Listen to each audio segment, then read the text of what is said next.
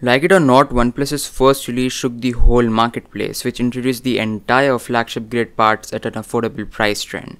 It is without a doubt that the OnePlus One was ahead of its time, but we are here to see if it is still usable after 4 long years in 2018.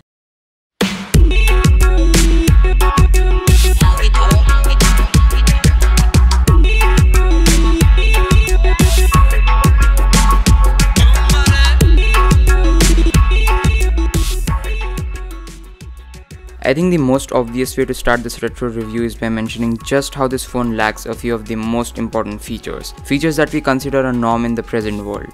No fingerprint scanner, and while this phone was indeed released at the same time as Apple's first gen Touch ID, the technology simply wasn't as popular, and it's only gotten this way that we cannot imagine not having a fingerprint scanner in our devices. The next big thing you notice literally is 5.5 inches of lost AMOLED potential.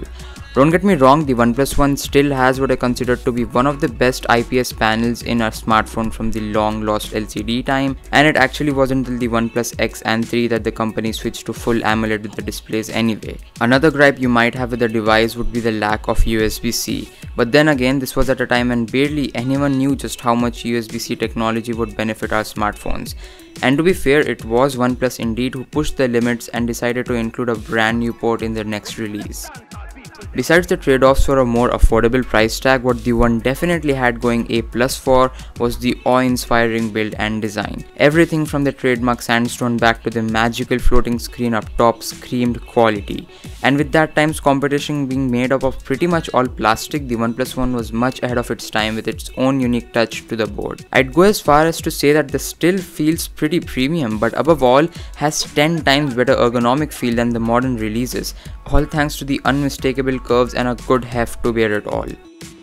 As it comes with no surprise, the phone offered the top of the line internals at a price tag of $300, and this included the Snapdragon 801, Adreno 330, 3GB of RAM, which even today, 4 years later, is considered to be just enough.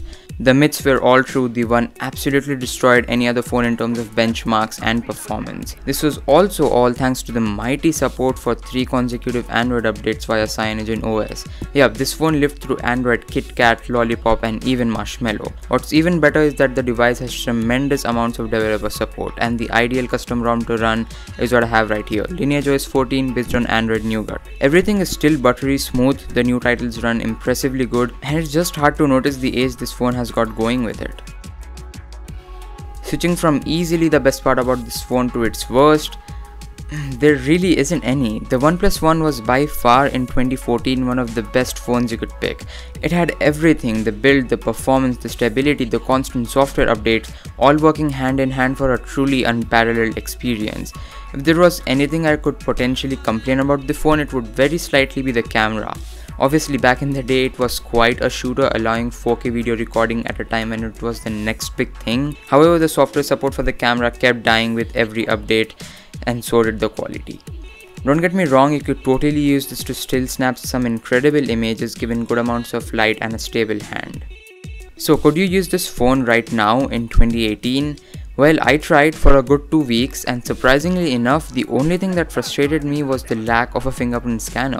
That's it, I couldn't notice any sort of performance drops even after switching from a considerably more powerful phone. The camera is obviously where you will miss out the most, especially now that all budget phones are being released with fancy stuff. You can in theory pick up a refurbished OnePlus One for as low as $100, but should you instead spend double the amount to grab a budget phone of this time? It all comes down to 3 important aspects: performance, features, and the life of the actual battery. If your phone is refurbished from a verified source, then the battery life should be the least bit of your worries. And yes, living without a fingerprint scanner kind of sucks, but then again, it's not really a huge deal. So the only thing that remains is performance, and I leave that for you to decide. Would you rather choose the flagship grade internals from a generation past, or grab the entry-level internals from today? Let me know. That's been it. Thanks for watching, and I'll catch you guys in the next episode.